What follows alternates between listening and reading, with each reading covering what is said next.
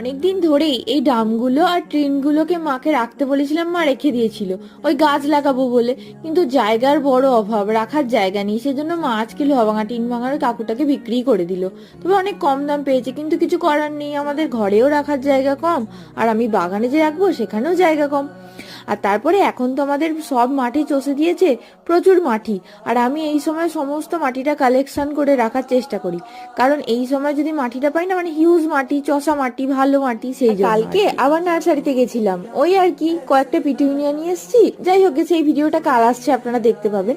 তো সেই গাছগুলোকে না লাগালে গাছগুলো মরে যাবে, এত ছোট ছোট গাছ। সেই জন্যই জল খাওয়ার গ্লাসগুলোতে ফুটো করে নিয়ে এর মধ্যে বালি আর মাটি মিশিয়ে গাছগুলো লাগিয়ে দিচ্ছিলাম।